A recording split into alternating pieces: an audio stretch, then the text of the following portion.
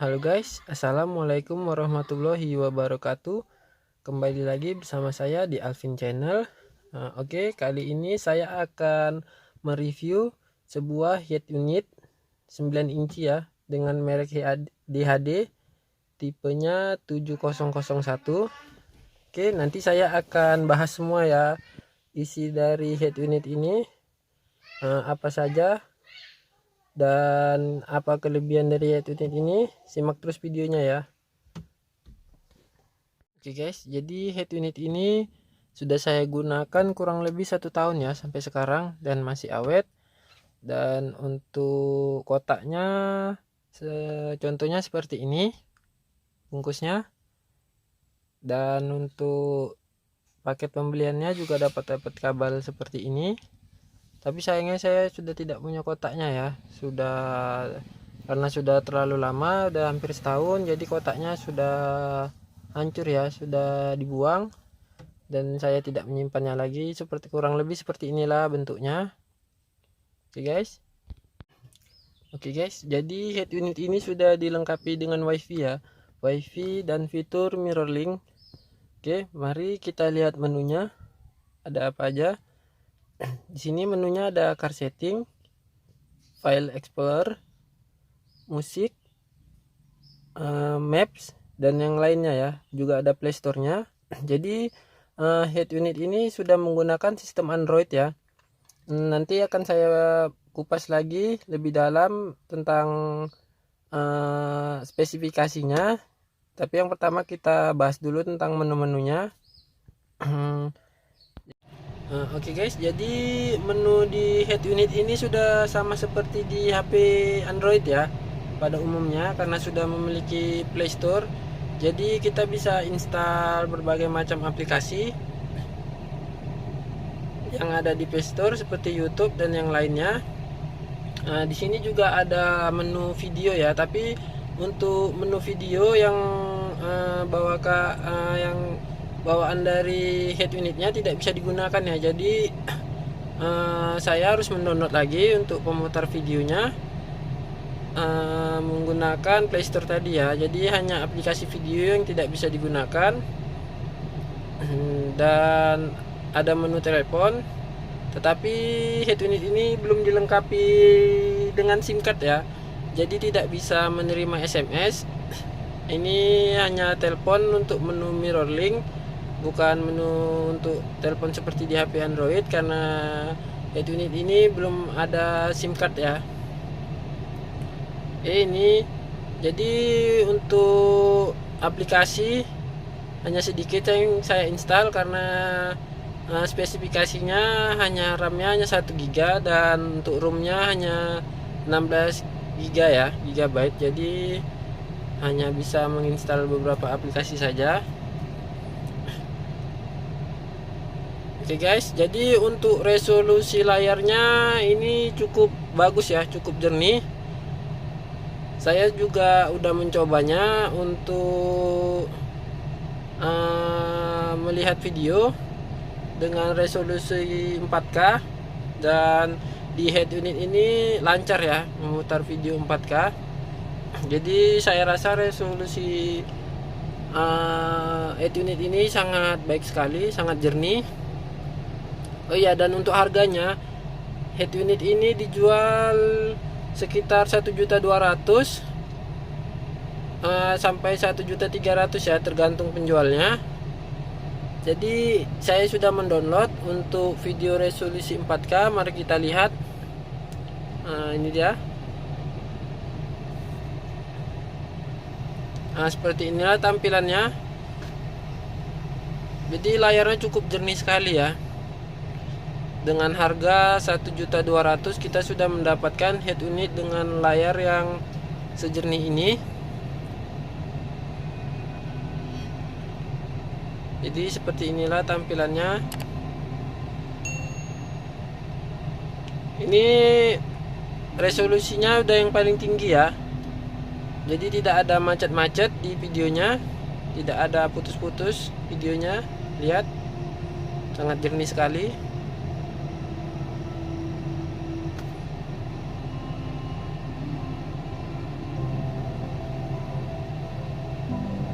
Jadi untuk pemutar video ini saya menggunakan ini ya, Real Player yang saya install lagi di Google Play.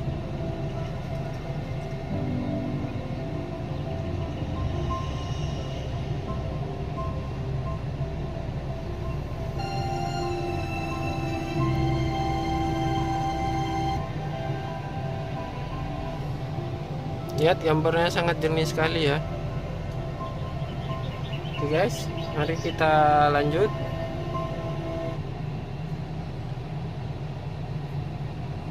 Di sini juga ada menu screensaver seperti ini.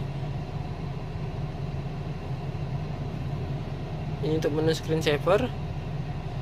Dan jika kita tarik ke atas, nah ini sini ada pengaturan untuk cahayanya ya. Jadi ketika mengemudi malam, lebih baik cahayanya kita turunkan sampai habis supaya menghindari silau ya, karena ukuran head unit ini sangat lebar 9 inci. Jadi jika pengaturan cahayanya disetel agak terang, kita akan terganggu ya saat menyetir karena silau dari head unit ini.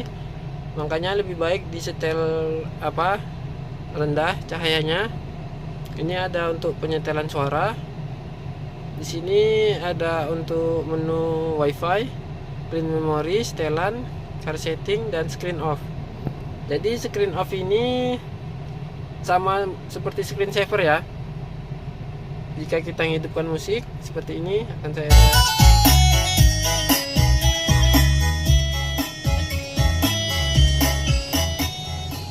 ini menu musiknya. Jadi ketika kita pijit menu screen off, layarnya akan mati ya, dan musik akan tetap menyala. Begitu juga di menu screensaver, dia akan menunjukkan jam dan tanggal seperti itu. Oke, lanjut.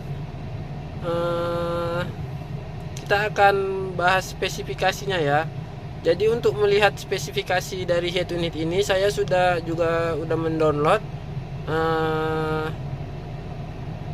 aplikasi dari Google Play. Ini namanya CPU-Z.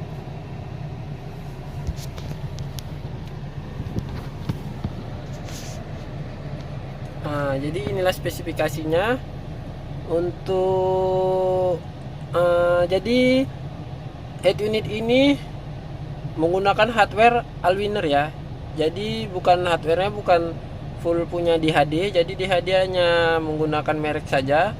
Jadi untuk hardware dari keseluruhan head unit ini menggunakan Allwinner A23 dengan CPU Cortex 1,2 GHz. Dan ini spesifikasi lainnya.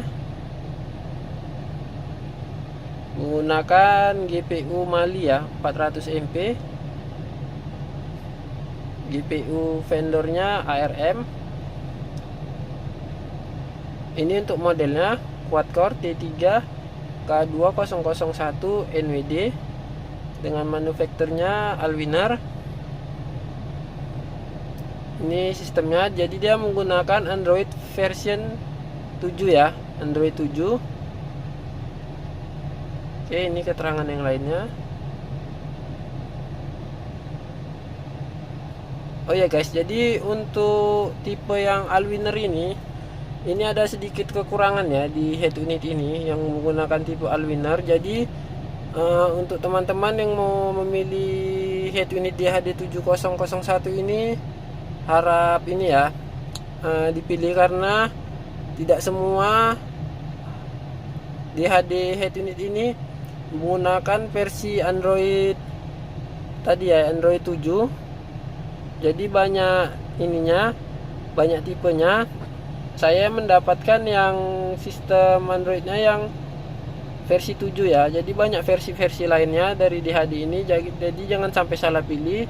Untuk Allwinner ini ada kelemahannya ya. Jadi saya mendapatkan yang hardwarenya menggunakan Allwinner. Ini mempunyai kelemahan, tidak bisa di-upgrade ya guys. Jadi dia hanya mentok di Android 7, tidak bisa di-upgrade lagi. tidak seperti head unit lainnya yang bisa di-upgrade. Jadi untuk teman-teman yang mau beli head unit ini, ya apalagi yang merek DHD 7001, lebih baik ditanyakan dulu ke penjualnya apakah menggunakan hardware Allwinner atau yang lainnya, karena hardware ini nggak bisa di-upgrade ya, hanya mentok di Android 7. Dan saya sudah coba mencari softwarenya, memang bisa di-upgrade tapi sangat susah untuk mencari hardwarenya, softwarenya ya. Saya sudah mencoba berbagai cara tapi tidak menemukan juga software yang untuk Allwinner ini ya. Jadi mentok hanya di Android 7. Tapi ada kelebihannya ya untuk Android 7 ini, karena spesifikasinya RAM-nya hanya 1 GB. Akan saya lihat dulu ya spesifikasinya. Ini RAM-nya hanya 1 GB ya, 1 GB, dan untuk internalnya hanya 16 GB ya. Jadi saya rasa lebih bagus menggunakan Android 7 saja, jangan di-upgrade karena akan memperberat kinerja dari head unit ini ya. Jika di-upgrade ke versi Android yang lebih tinggi, maka akan jadi berat ya, berat untuk kinerjanya, karena membutuhkan RAM yang lebih besar dan memori juga yang lebih besar ya. Oke guys, jadi sebelum membeli head unit lebih baik cari tahu dulu spesifikasinya agar tidak kecewa. Dan untuk menu-menu lainnya, di sini temanya juga bisa diganti-ganti ya. Temanya, cara mengganti tema dan pengaturan lainnya ada di menu car setting.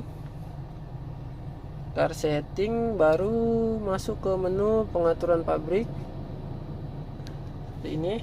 Jadi di sini kita harus memasukkan password ya. Jadi di sini passwordnya 16117. Jadi password ini berlaku untuk head unit lainnya ya. Lain merek pun ada yang sama passwordnya. Kita confirm. Oke. Di sini terdapat beberapa menu. Ini adalah logo setting, ada menu logo setting. Jadi menu logo setting ini, di sini logonya bisa kita ganti ya. Jadi untuk menu bootnya atau gambar bisa diganti. Jadi saat itu dihidupkan, dia akan memunculkan logo. Di sini banyak pilihannya sesuai selera, tinggal dipilih saja. Oke, kita kembali. Oke guys, jadi di sini untuk menu merubah temanya ya, tema dari tampilannya, di sini ada style setting.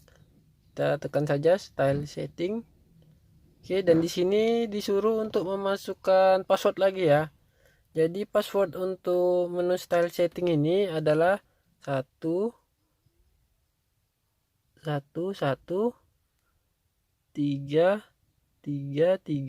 Oke. Oke guys. Nah, di sini ada banyak menunya ya, tampilan. Di sini ada dari UI style 1 sampai 11 ya. Jadi kita tinggal pilih aja mau yang mana. Di sini saya menggunakan yang UI style 5 ya. Jadi saya menggunakan yang style 5. Nanti bisa dicoba satu persatu, ini tampilannya beda-beda menunya ya. Oke.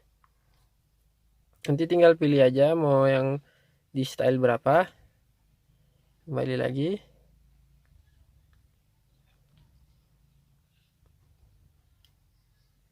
Sini ada file explorer. Ini untuk gambar dan menu-menu lainnya ya. Sini untuk wifi.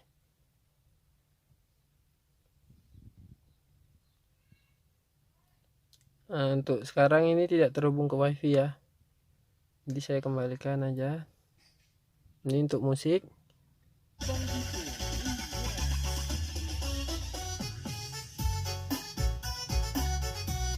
Ini untuk menu musiknya.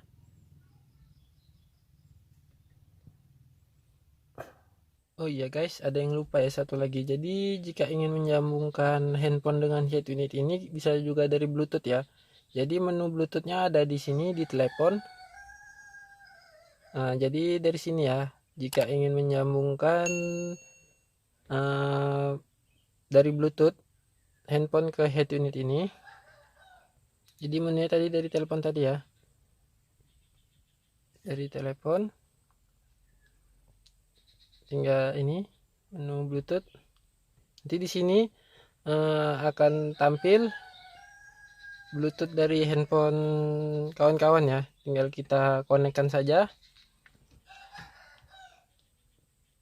Di sini nanti akan menu musik Bluetooth dari handphone ke head unit. Oke. Oh ya guys, di sini juga ada sambungannya ya, sambungan colokan untuk USB dari head unit ini. Jadi ada dua, ini menyambung langsung ya ke head unit ini.